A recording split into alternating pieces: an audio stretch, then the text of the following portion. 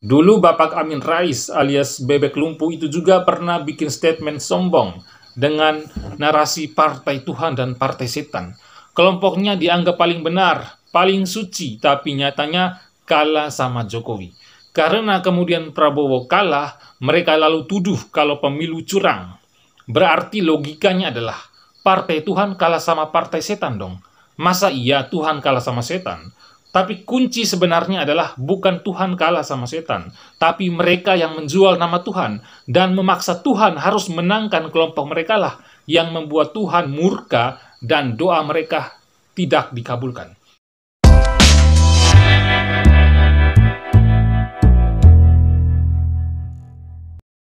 Kalau ada satu orang yang begitu fanatik dan cinta kepada Anies Baswedan, maka salah satunya adalah Musni Umar. Dia mantan rektor yang berkat fanatiknya terhadap Anies, wawasannya kayak bukan rektor. Kalau logikanya diadu dengan anak sekolahan, malah anak sekolah yang lebih cerdas. Singkat kata, dia bilang mendukung Anies bisa mendapatkan dua keuntungan. Yang pertama dapat pahala, yang kedua menang buat Anies. Kalaupun tidak menang, masih bisa mendapat pahala untuk bekal ketika kematian datang. Kenapa bisa mantan rektor bicara begitu? Logikanya seperti itu, datangnya dari mana coba? Memangnya yang dapat pahala cuma saat mendukung Anies doang? Kalau dukung capres yang lain tidak dapat pahala? Ketika Prabowo tanding lawan Jokowi, pendukungnya bahkan sampai jualan surga, tapi tetap saja tidak menang. Ada satu emak-emak yang baca puisi sampai nangis-nangis. Sebut saja namanya Neno Warisan. Bawa-bawa nama Tuhan, tapi nyatanya kalah juga Prabowo-nya. Musni Umar cuma jualan pahala bagi yang mendukung Anies. Jelas tidak bakal efektif, pemirsa. Mungkin beberapa waktu ke depan, ketika suhu politik semakin panas, kelompok mereka bakal akan janjikan surga jika mendukung Anies. Atau bisa jadi bakal ada yang memberikan sertifikat lahan di surga sekian hektar jika mau mendukung Anies sampai pingsan. Pernah juga dulu Prabowo dimimpiin berkali-kali dari seorang ulama yang bernama Abdul Tomat. Katanya itu sinyal atau pertanda Prabowo akan jadi presiden 2019, tapi nyatanya kalah juga lawan Jokowi. Dulu Bapak Amin Rais alias Bebek Lumpuh itu juga pernah bikin statement sombong dengan narasi partai Tuhan dan partai setan. Kelompoknya dianggap paling benar, paling suci, tapi nyatanya kalah sama Jokowi. Karena kemudian Prabowo kalah, mereka lalu tuduh kalau pemilu curang. Berarti logikanya adalah partai Tuhan kalah sama partai setan dong. Masa iya Tuhan kalah sama setan? Tapi kunci sebenarnya adalah bukan Tuhan kalah sama setan, tapi mereka yang menjual nama Tuhan dan memaksa Tuhan harus menangkan kelompok mereka lah yang membuat Tuhan murka dan doa mereka tidak dikabulkan. Nah, pola-pola ini bakal terulang lagi di Pilpres 2024 nanti. Sudah jelas siapa pelakunya dan mendukung siapa. Miris, tapi inilah kenyataan yang harus dihadapi, pemirsa.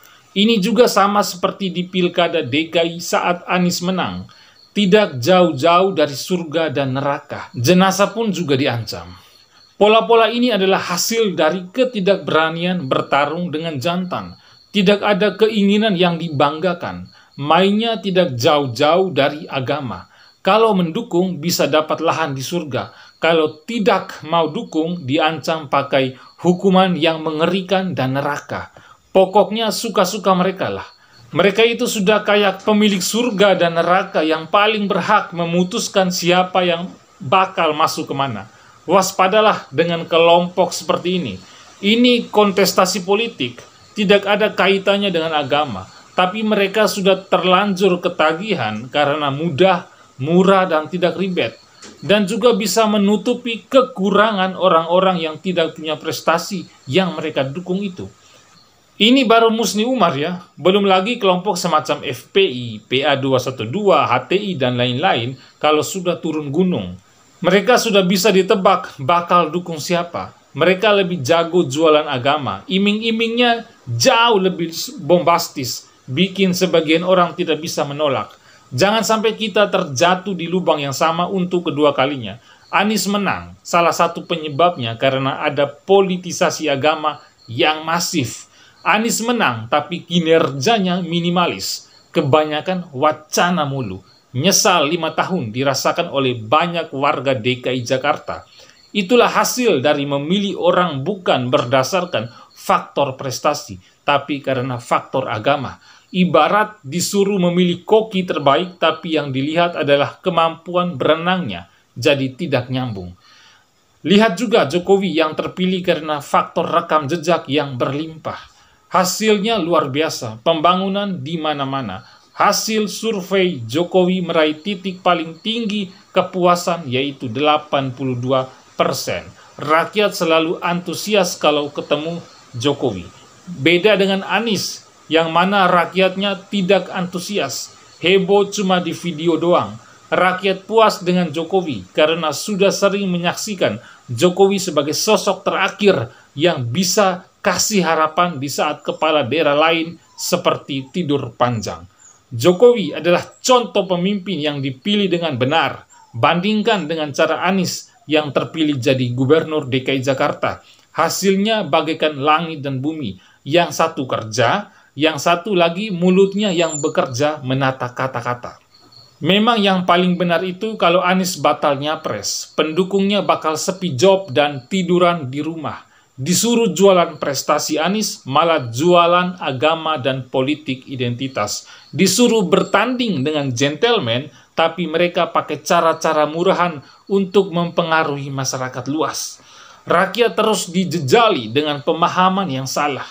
Kelompok ini jangan sampai diberi kesempatan untuk berkuasa. Terlalu sayang, 5 tahun sia-sia bagi negara yang luas ini. Di tangan Jokowi saja masih banyak masalah yang tidak beres. Tidak terbayangkan kalau Anies yang pimpin Indonesia ini. Mungkin masalah di negara ini bakal 5 kali lipatnya lebih tinggi dari Gunung Himalaya, pemirsa. Intinya kalau mau negara ini maju, rakyat jangan mudah terpengaruh oleh narasi-narasi yang tidak nyambung. Rakyat jangan mudah diadu domba oleh mereka yang sudah kebelet ingin berkuasa. Negara maju salah satu faktornya karena rakyat pintar, memfilter mana yang benar dan mana yang konyol. Rakyat sudah paham siapa aja yang menjual agama demi kepentingan politik dan bagaimana cara menghindarinya. Kebebasan memilih capres berdasarkan rekam jejak dan prestasi, bukan karena yang aneh-aneh, apalagi sampai menjanjikan yang muluk-muluk, surga kok diobral. Aneh saja kalau ada yang percaya. Apalagi percaya dengan gonggongan sampah dari Musni Kumis, mantan rektor yang sangat terlihat jelas bodohnya. Si Kumis itu memang mainnya tidak jauh dari obral surga neraka dan menyebarkan berita hoaks. Tapi memang sangat pantas juga kalau orang songong seperti Musni Kumar itu mendukung Anies Baswedan, biar kita bisa memetakan mana yang beleon dan mana yang cerdas. Apalagi menunggu keblunderan dari Musni yang terkadang bikin panas kuping dan naik darahnya para pendukung Anies Baswedan. Lalu seperti apa tanggapan pemirsa Kanal Timur? Silakan tulis pendapat kalian di kolom komentar dan sampai jumpa di episode Kanal Timur berikutnya. Terima kasih.